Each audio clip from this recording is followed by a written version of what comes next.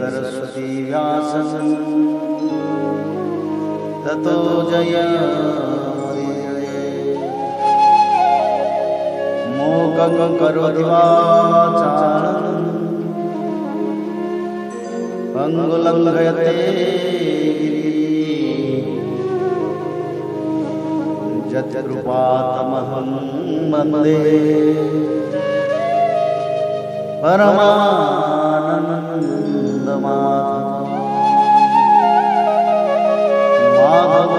माधवो वाक्यं माधवो हरि परन्ते साधवा नित्यं सकलकार्येषु ओम नमः भगवते वासुदेवाय। पंचम स्कंद अथ चतुर्विंशो अध्याय।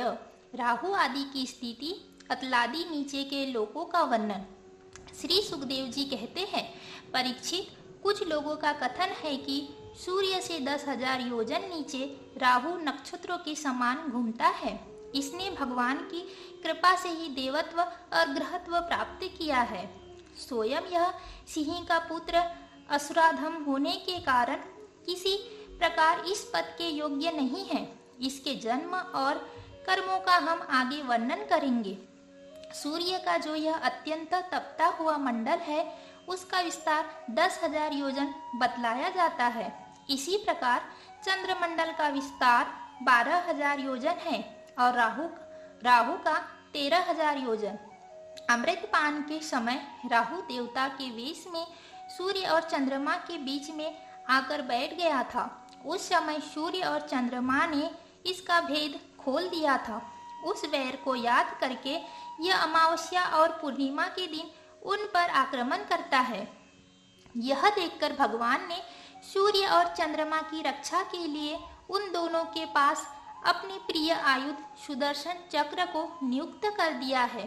वह निरंतर घूमता रहता है, इसलिए राहु उसके असह तेज से उद्विग्न और चकित चित होकर मूर्वत मात्र उनके सामने टिक कर फिर सहसा लौट आता है। उसके उतनी देर उनके सामने ठहरने को ही लोग ग्रहण कहते हैं। राहु से 10,000 योजन नीचे सिद्ध, चारण और विद्याधर आदि के स्थान हैं। उनके नीचे जहाँ तक वायु की गति है और बादल दिखाई देते हैं, अंतरिक्ष लोक है। यह यक्ष, राक्षस, पिशाच, प्रेत और भूतों का विहार स्थल है।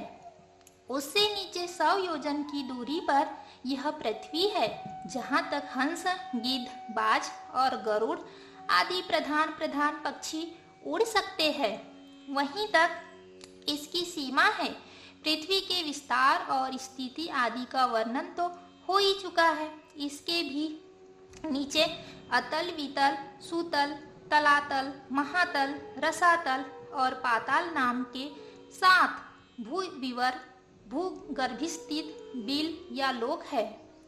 ये एक के नीचे एक 10-10 हजार योजन की दूरी पर स्थित है और इनमें से प्रत्येक की लंबाई चौड़ाई भी 10-10 हजार योजन ही है। ये भूमि के बिल भी एक प्रकार के स्वर्ग ही है। इनमें स्वर्ग से भी अधिक विषय भोग, ऐश्वर्य, आनंद, संतान सुख और धन संपत्ति है। यहाँ के वैभवपूर्ण भवन, उद्यान और क्रीड़ा स्थलों में दैत्य, दानव और नाग तरह तरह की मायामयी क्रीड़ाएं करते हुए निवास करते हैं। वे सब ग्रास्थ्य धर्म का पालन करने वाले हैं। उनके स्त्री, पुत्र, बंधु बांधव और सेवक लोग उनसे बड़ा प्रेम रखते हैं और सदा प्रसन्नचित रहते हैं। उनके भोगों में बाधा डालने की इंद्रादि में भी सामर्थ्य नहीं है। महाराज, इन बिलों में मायावी मैदानों की बनाई हुई अनेकों पुरियां शोभा से जगमगा रही है, जो अनेक जाति की सुंदर सुंदर श्रेष्ठ मणियों से रचे हुए चित्र विचित्र भवन, परकोटे, नगर द्वार, सभा भवन, मंदिर, बड़े बड़े आंगन और ग्रहों से सुशोभित तथा जिनकी कृत्रिम भूमियों फर्शों पर नाग और असुरों के जोड़े एवं कबूतर तोता और मैना आदि पक्षी किलोल करते रहते हैं। ऐसे पातालाधिपतियों के भव्य भवन उन पुरियों की शोभा बढ़ाते हैं। वहाँ के बगीचे भी अपनी शोभा से देवलोक के उद्यानों की शोभा को मात करते हैं। उनमें अनेकों वृक्ष हैं जिनकी सुंदर डालियां फल फूलों के गुच्छों और कोमल कोपलों के भार से झुकी रहती हैं तथा जिन्हें तरह तरह की लताओं ने अपने अंगपास से बांध रखा है। वहाँ जो निर्मल जल से भरे हुए अनेकों जलाशय हैं, उनमें विविध विहंगों के जोड़े विलास करते रहते हैं। उन वृक्षों और जलाशयों की सुषमा से वे उद्यान बड़ी शोभा पा रहे हैं। उन जलाशयों में रहने वाली मछलियां जब खिलवाड़ करती हुई उछलती है तब उनका जल हिल उठता है। साथ ही जल के ऊपर उगे हुए कमल, कुमुद, कुलय, कहार, नीलकमल, लाल कमल और शतपत्र कमल आदि के समुदाय भी हिलने लगते हैं। इन कमलों के वनों में रहने वाले पक्षी अविराम क्रीड़ा कौतुक करते हुए भांति भांति की बड़ी मीठी बोली बोलते रहते हैं, जिसे सुनकर मन और इंद्रियों को बड़ा ही आहत होता है।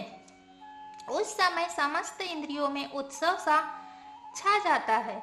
वहाँ सूर्य का प्रकाश नहीं जाता, इसलिए दिन रात आदि काल विभाग का भी कोई खटका नहीं देखा जाता। वहाँ के संपूर्ण अंधकार को बड़े बड़े नागों के मस्तकों की मणियां ही दूर करती है।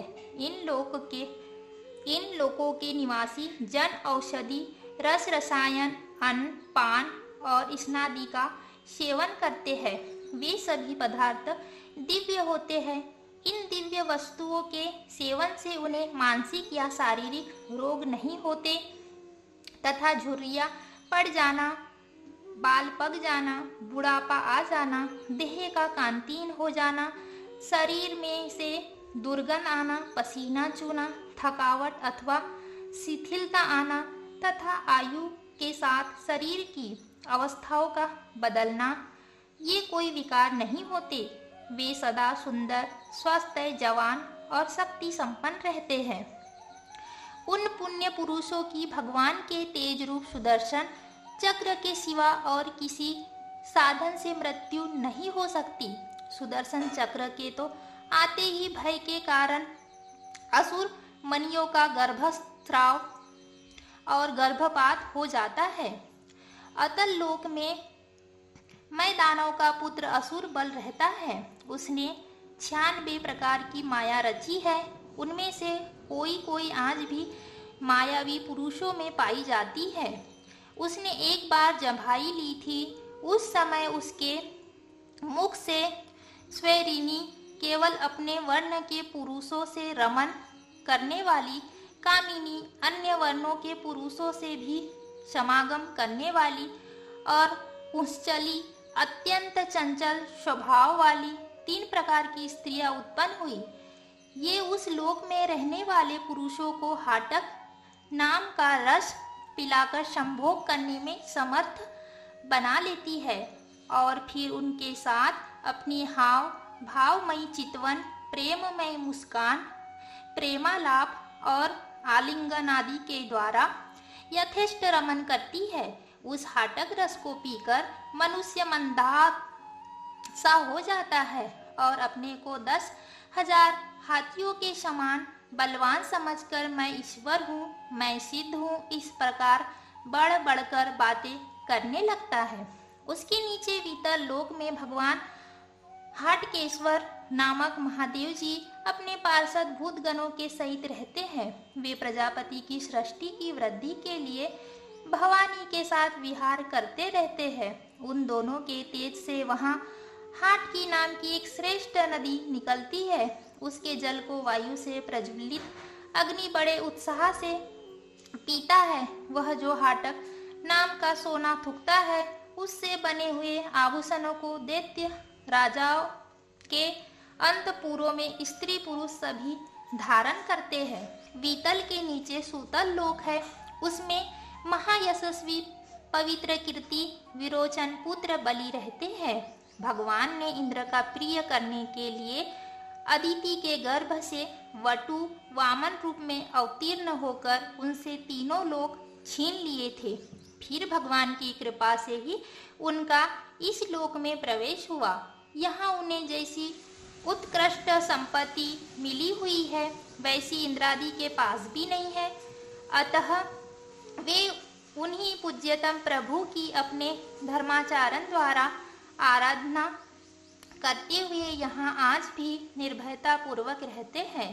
राजन, संपूर्ण जीवों के नियंता एवं आत्मस्वरूप परमात्मा भगवान वासुदेव जैसे पूज्यतम पवित्रतम पात्र के आने पर उन्हें परम श्रद्धा और आदर के साथ स्थिर चित्त से दिए हुए भूमि दान का यही कोई मुख्य फल नहीं है कि बलि को सूतल लोक का ऐश्वर्य प्राप्त हो गया।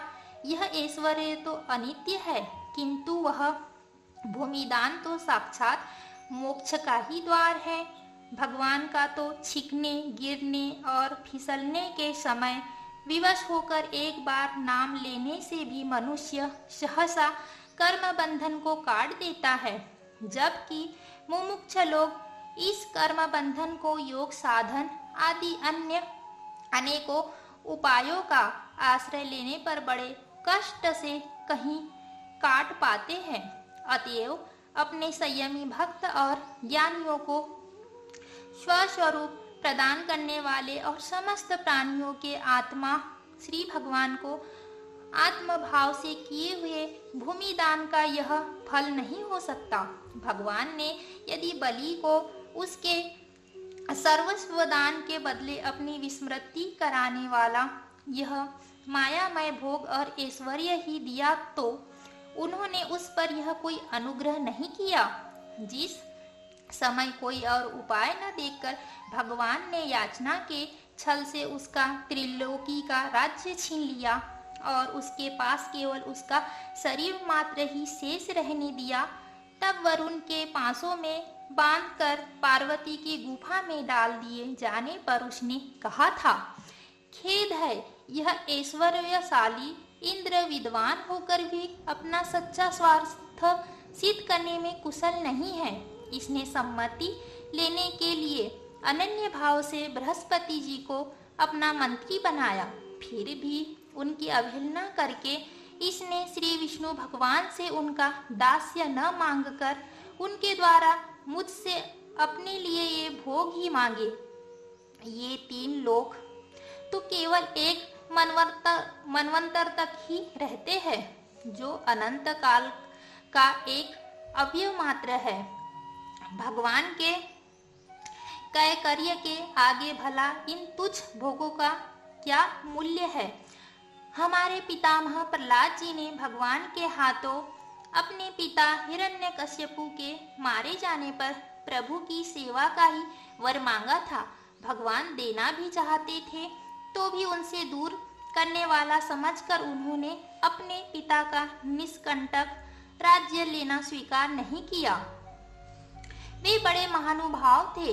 मुझ पर तो न भगवान की कृपा ही है और न मेरी वासनाएं ही शांत हुई है। फिर मेरे जैसा कौन पुरुष उनके पास पहुंचने का साहस कर सकता है। राजन, इस बलि का चरित्र हम आगे अष्टम स्कंद में विस्तार से कहेंगे। अपने भक्तों के प्रति भगवान का हृदय दया से भरा रहता है। इसी से अखिल जगत के परम पूजनीय गुरु भगवान नारायण हाथ में गदा लिए सूतल लोक में राजा बलि के द्वार पर सदा उपस्थित रहते हैं। एक बार जब दिग्विजय करता हुआ घमंडी रावण वहां पहुंचा, तब उसे भगवान ने अपने पैर के अंगूठे की ठोकर से ही लाखों योजन दूर फेंक दिया था। सूतल लोक से नीचे तलातल है, वहां त्रिपुराधिपति दानवराज मैं रहता है। पहले तीनों लोकों को शांति प्रदान करने के लिए भगवान शंकर ने उसके तीनों पूर भस्म कर दिए थे। फिर उन्हीं की कृपा से उसे यह स्थान मिला। वह मायावी का परम गुरु है और महादेव जी के द्वारा सुरक्षित है, इसलिए उसे सुदर्शन चक्र से भी कोई भय नहीं है। वहाँ के निवासी उसका बहुत आदर करते हैं। उसके नीचे महातल में कद्रु से उत्पन्न हुए अनेक सिरों वाले सर्पों का क्रोधवश नाम का एक समुदाय रहता है। उनमें कुहक, तक्षक, कालीय और सुसेन आदि प्रधान हैं। उनके बड़े बड़े फन हैं।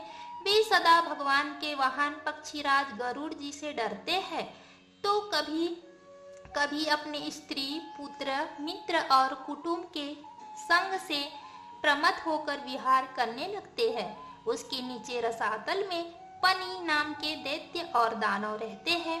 ये निवात कवच, काले और हिरण्य पूर्वासी भी कहलाते हैं। इनका देवताओं से विरोध है। ये जन्म से ही बड़े बलवान और महान साहसी होते हैं, किंतु जिनका प्रभाव संपूर्ण लोकों में फैला हुआ है, उन श्रीहरि के तेज से बलाभिमान चूर्ण हो जाने के कारण ये सर्पों के समान लुक छिप कर रहते हैं तथा इंद्र की दूती शर्मा के कहे हुए मंत्र वर्ण रूप वाक्य के कारण सर्वदा इंद्र से डरते रहते हैं। रसातल के नीचे पाताल है। वहाँ शंख, कुलिक, महाशंख, श्वेत, धनंजय, धृतराष्ट्र, शंखचूड़, कंबल, अश्वतर और देवदत्त आदि बड़े क्रोधी और बड़े बड़े फनों वाले नाग रहते हैं। इनमें वासुकी प्रधान हैं। उनमें से किसी के 5, किसी के 7, किसी के 10, किसी के 100 और किसी के 1000 सिर हैं। उनके फनों की दमकती हुई मणियां अपने प्रकाश से पाताल लोक का सारा अंधकार नष्ट कर देती है।